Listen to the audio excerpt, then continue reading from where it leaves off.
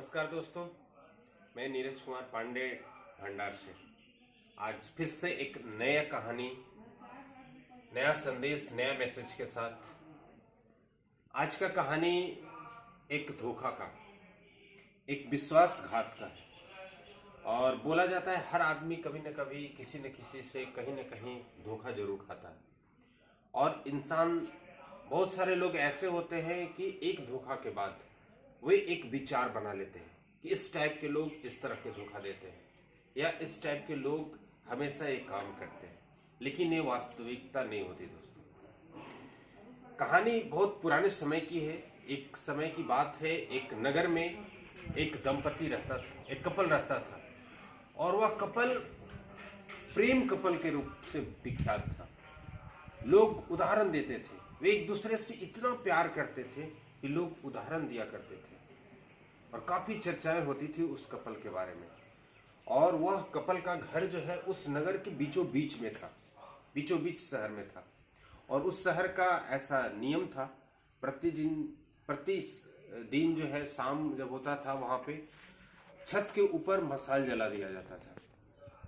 और क्या होता था कि बहुत सारे घर में ऐसे होते हैं कि रात रात तक होते होते तक मशाल जो है बुझ जाते थे, लेकिन उस कपल के घर का मशाल कभी नहीं बुझता था।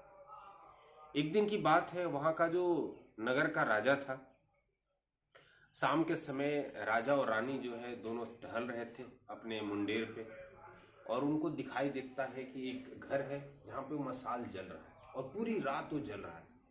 उन्हें पूछा कि ये किसका घर है, क्यों मशाल जल रहा है?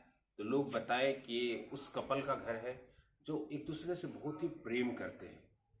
पूरी चर्चा होती है उनकी, लोग उदाहरण देते हैं उनके प्रेम का, और सच्चा प्रेम है, वो एक दूसरे के लिए मर मिटने को तैयार होते थे और प्रतीक के रूप में वे पूरी रात जो है मशाल जलाते हैं। तो राजा और रानी के मन में विचार आया कि चलिए हम लोग एक ऐसा काम करते हैं कि उनकी टेस्ट करते हैं कि सचमुच वो एक दूसरे से प्रेम करते हैं या ऐसा ही है। और ये विचार आता है और राजा और रानी अगले दिन जो है उस कपल के पास अलग अलग, वाइफ के पास एक अलग मैसेंजर जाता है राजा का, और उस पति के पास एक अलग मैसेंजर जाता है रानी का। और रानी का मैसेंजर जो है पहले पहुंचता है उस व्यक्ति के पास और बोलता है कि महारानी आपके लिए एक संदेश भेजी है। महारानी आपको बहुत ही पसंद करती हैं, आपकी बहुत ही चर्चा सुनी है और उनका संदेश ये है कि वो आपसे बहुत ही प्रेम करती है और आपसे वो शादी करना चाहते हैं। लेकिन इसके लिए बीच में आपको एक काम करना होगा कि आपको अपनी पत्नी का हत्या करना होगा। यदि आप अपनी पत्नी को मार देते हैं तो आपसे वो शादी कर सकती है। तो उस व्यक्ति को, वो व्यक्ति जो है उस दूत को बोलता है कि महारानी को मेरा नमस्कार बोलिएगा और उनको मुझसे प्रेम है, इसके लिए बहुत बहुत धन्यवाद उनको। लेकिन उनको एक चीज बता दीजिएगा कि मैं अपनी पत्नी से इतना प्रेम करता हूं कि उनके जैसे लाखों नहीं करोड़ों महारानियां भी आ जाएंगी तब भी मैं अपनी पत्नी को नहीं छोड़ सकता।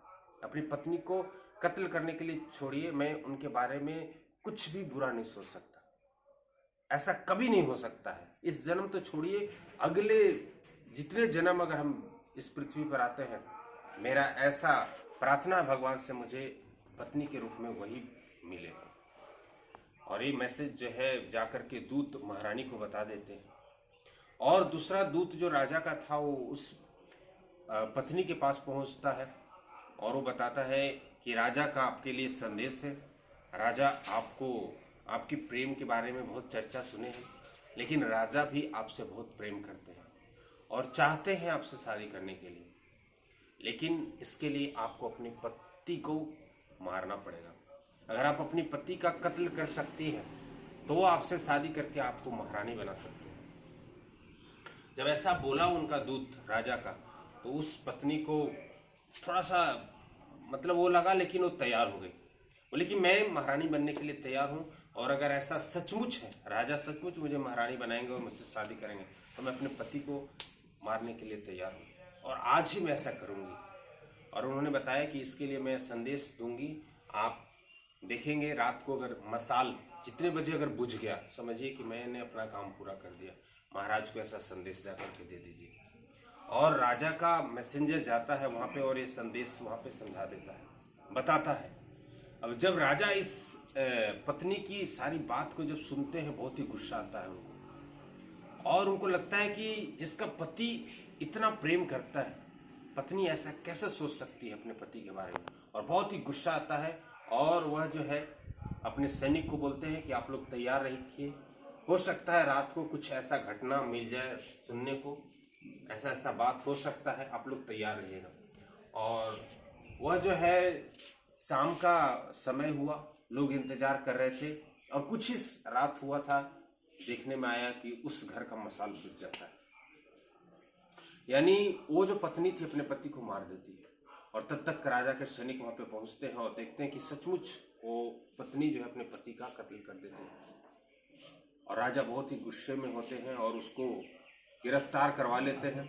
और सुबह होता है और अपने मंत्री को बुलाते हैं, जो उसका सबसे खास मंत्री था, और राजा बोलते हैं कि मुझे पत्नी से, इस टाइप की जितनी भी पत्नियां हैं, मुझे बहुत ही मतलब जो है ईर्ष्या हो गया। मैं चाहता हूं कि मेरे राज्य में कोई भी ऐसी पत्नियां नहीं बचे। मैं बहुत ही मानसिक पीड़ा में हूं। मैं अभी शिकार करने जा रहा हूं, अपना दिमाग ठीक करने जा रहा हूं, और शाम तक जब मैं लौटूं तब तक मेरे राज्य की जितनी भी इस तरह की औरतें हैं सबको फांसी दे देना चाहिए। और आपको एक काम सौंप कर मैं जाता हूं, कोई किसी तरह से जो है इकट्ठ नहीं होना चाहिए, शाम तक सारे लोगों को फांसी पर लटकवा दीजिए, इस तरह की जितनी भी औरतें हैं। और वह कह के राजा चले जाते हैं शिकार करने के लिए।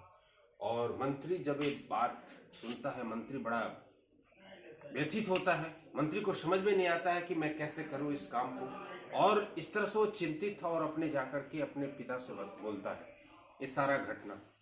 पिता बोलते हैं कि ठीक है, ऐसा करो कि उसके पिता जो थे वो भी मंत्री थे। अभी जो राजा थे उनके जो पिताजी जब उस राज्य में राजा थे उस समय उनके मंत्री उनके पिताजी थे।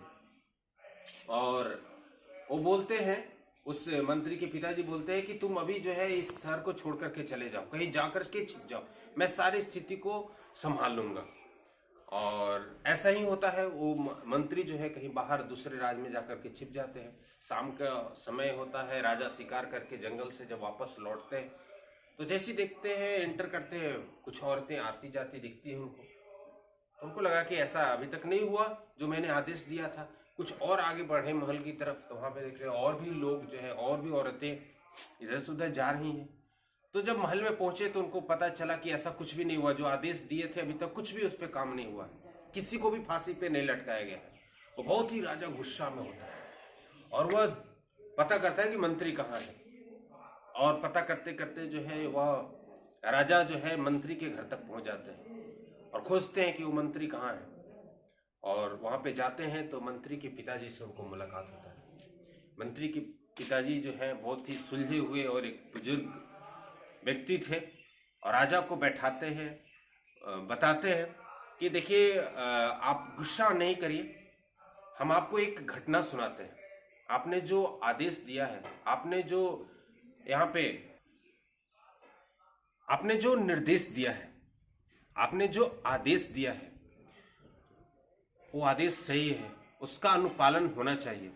लेकिन एक घटना है, मैं आपके पिताजी के साथ आपके महल में मंत्री था, उस समय का घटना है, इसको आप सुनिए। हो सकता है इस घटना को सुनने के बाद आप जो आदेश दिए हैं वो आप आदेश रद्द कर दें, उसको वापस ले लें।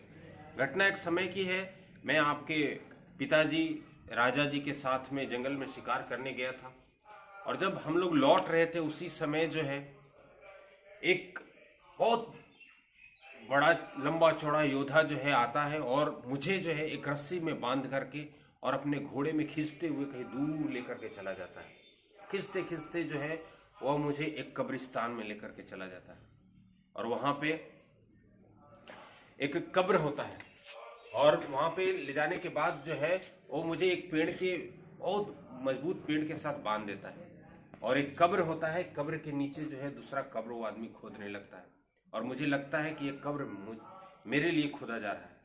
और मुझे लगा कि आज मेरी जिंदगी का अंतिम दिन है। मैं ऐसा सोच ही रहा था, और वह व्यक्ति कब्र पूरा खोद लेता है और इसके बाद जो है फिर उस जो पहले से एक वहाँ पे जो कब्र जिसमें लाश गड़ा हुआ था उसके बगल में एक और कब्र खोदता है और दो कब्र। तो मुझे समझ में नहीं आ रहा था कि ये दो कब्र किसके लिए है। एक कब्र तो मेरे लिए है, दूसरा कब्र किसके लिए है। और जैसे वो दोनों कब्र को खोद लेता है और अपना मुखौटा हटाता है, और जैसे ही मुखौटा हटाता है वो कोई पुरुष नहीं था, एक औरत थी। और वह जो है औरत अपना पूरा चेहरा दिखाती है और बोलती है कि मैं जानता हूं कि तुम मंत्री हो और मैंने तुम्हें इसलिए यहाँ पे लाया हुआ हूं कि तुम जाकर के अपने राजा को ये बता सको कि आज मैं ये जो कब्र तुम देख रहे हो ये मेरे पति का कब्र है, इसमें मेरे पति दफन है। और इसके नीचे जो है अभी यहाँ पे एक मैं अभी लाश दफनाने जा रहा हूँ। यह लाश जो है उस राजा के मंत्री का, उस राजा के पुत्र का है जो मुझसे प्रेम करता था और वह जो है मेरे पति को मार दिया और वह चाहता था कि मैं उसके साथ शादी कर लूं, लेकिन मैं अपने पति से इतना प्रेम करती थी कि मैं किसी दूसरे को स्वीकार नहीं कर सकती, इसलिए मैंने उसका आज कत्ल कर दिया। उस राजा के पुत्र को मैंने कत्ल कर दिया और वो जो है एक पेड़ पे बांधा हुआ लाश था, वहां से जो है वो लाश को नीचे गिराती है और उसके बगल में जो था कब्र उसमें उसको दफना देती है। और जो पति के कब्र के नीचे जो था उस कब्र में जो है अपने आप को बोलती है कि इस कब्र में तुम मुझे दफना देना और जा करके संदेश राजा को दे देना। और वह इतना कह करके तलवार निकालती है, अपना सर जो है धड़ से अलग कर देती है। और मैं ये सारा चीज जो है वहां पे मैं देख करके दंग रह गया। और यहाँ पे घटना होने के बाद मैं जा करके राजा को सारा चीज बताया। तो देखिए महाराज, घटना वो भी है जो एक अमर प्रेम की कहानी थी। एक सच्चे प्रेम के लिए जो है अपने पति को चाहती थी, इसलिए जो है जो बीच में आया उसको मार करके खुद भी जो है मर गई। और एक घटना कल की है जो एक झूठे एक मतलब जो है टेस्ट में अपने पति को मार देती है और वो जो है आपके जाल में फंस जाती है। घटना दोनों है। अब आप निर्णय लीजिए कि एक घटना से आप पूरे राज्य की औरतों को, पूरे राज्य की पत्नियों को आप कैसे एक तरह से आंक सकते हैं। तो दोस्तों इस कहानी से हमें सीख मिलता है कि कोई एक घटना से हमें कॉमन राय नहीं बनाना चाहिए। अगर कोई एक व्यक्ति आपको धोखा देता है तो कोई जरूरी नहीं है कि सारा व्यक्ति आपको धोखा देगा। अगर कोई औरत, कोई लेडीज, कोई लड़की आपको धोखा देता है तो ऐसा नहीं कि सारी लड़कियां, सारी औरतें, सारी जो है लेडीज जो है खराब होती है। या कोई पुरुष आपको धोखा देता है, कोई लड़का आपके साथ चीट करता है तो ऐसा नहीं कि सारे जातियां, पूरी जो है पुरुष प्रजाति जो है धोखेबाज होता है। तो ये कहानी बहुत ही गहराई से मैसेज देती है कि हमें एक घटना से, छोटी मोटी बातों से अपनी विचार नहीं बनाने चाहिए।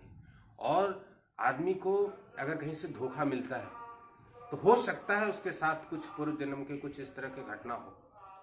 और ऐसा नहीं है कि इसी तरह से पूरी दुनिया में खराब लोग ही बसे हुए हैं। इस दुनिया में बहुत ही अच्छे लोग हैं। अच्छे लोगों का तलाश करिए, प्रेम करिए सारे लोगों से। और आपको अगर मेरी कहानी अच्छी लगी तो आप इसको लाइक करिएगा, शेयर करिएगा, सब्सक्राइब करिएगा। थैंक यू दोस्तों।